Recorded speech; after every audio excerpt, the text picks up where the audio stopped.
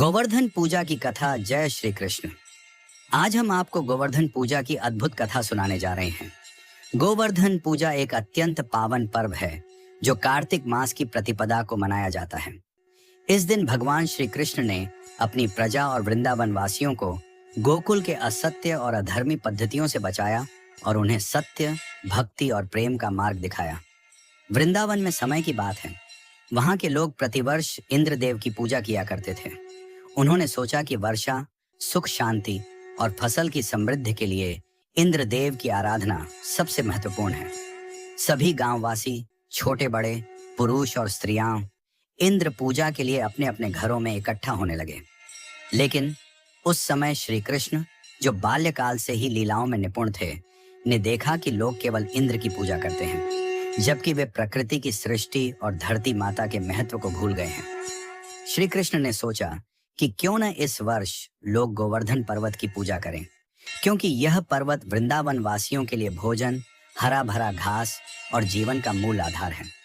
उन्होंने गोकुल वासियों को समझाया कि इंद्रदेव तो देव हैं, परंतु हमारी वास्तविक सुरक्षा और पोषण हमारी मातृभूमि गोवर्धन पर्वत और गोकुल वासियों के प्रयासों में है। श्री कृष्ण के इस विचार को सुनकर कुछ लोग हंसे, लेकिन उनके हृदय में श्रद्धा भी थी। उन्होंने सोचा, यदि श्री कृष्ण ऐसा कह रहे हैं तो इसमें अवश्य कोई गहरा अर्थ होगा। तब श्री कृष्ण ने अपनी शक्ति का अद्भुत परिचय दिया। उन्होंने सभी गांव वासियों से कहा, आओ हम मिलकर गोवर्धन पर्वत की पूजा करें। उसके चारों ओर गोबर, फूल, लड्डू और हरा भरा चारा चढ़ाएं। यह हमारे जीवन का आधार है। इस पूजा से धरती माता हमें आशीर्वाद देंगी और हमारी फसलें सुख समृद्ध होंगी। गांववासी श्री कृष्ण की बात मान गए और उन्होंने बड़े प्रेम और श्रद्धा से गोवर्धन पर्वत की पूजा की तैयारी शुरू कर दी।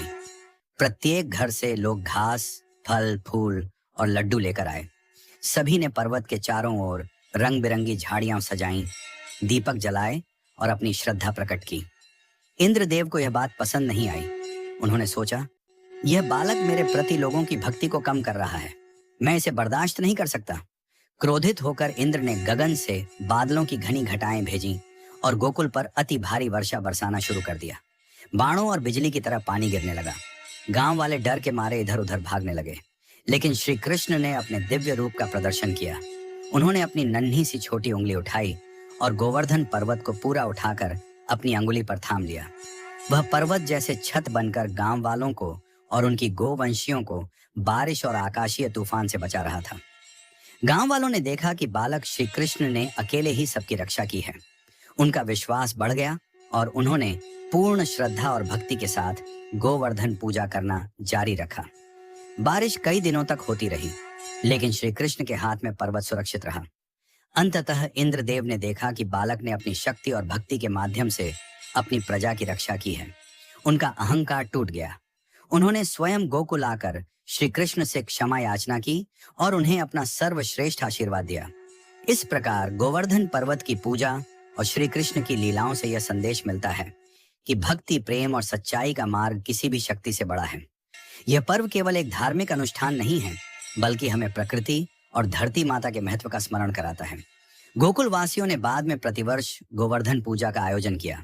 वे अपने घरों में गोबर से बनी झाड़ियां, हरे चारे, फल, फूल और लड्डू गोवर्धन पर्वत को अर्पित करते।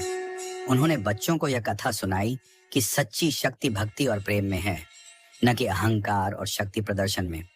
आज भी भारत के हर कोने में गोवर्धन पूजा बड़े धूमधाम से मनाई जाती है। लोग गोवर्धन या छोटे छोटे डुमलों से गोवर्धन की पूजा करते हैं, भक्तिपूर्ण गीत गाते हैं और प्रसाद वितरण करते हैं। यह पर्व हमें सिखाता है कि प्रकृति का संरक्षण, माँ धरती की सुरक्षा और अपने परिवार व समाज के लिए निस्वार्थ भक्ति हमेशा श्रेष्ठ है। प्रिय मित्रों, अगर आपको यह कथा पसंद आई हो तो कृपया हमारे चैनल भक्ति भाव 16 को सब्सक्राइब करें, वीडियो को लाइक करें और अपनी प्रतिक्रिया कमेंट में जरूर लिखें। आपका एक एक प्यार हमें और अधिक भक्ति और कथा प्रस्तुत करने की प्रेरणा देता है।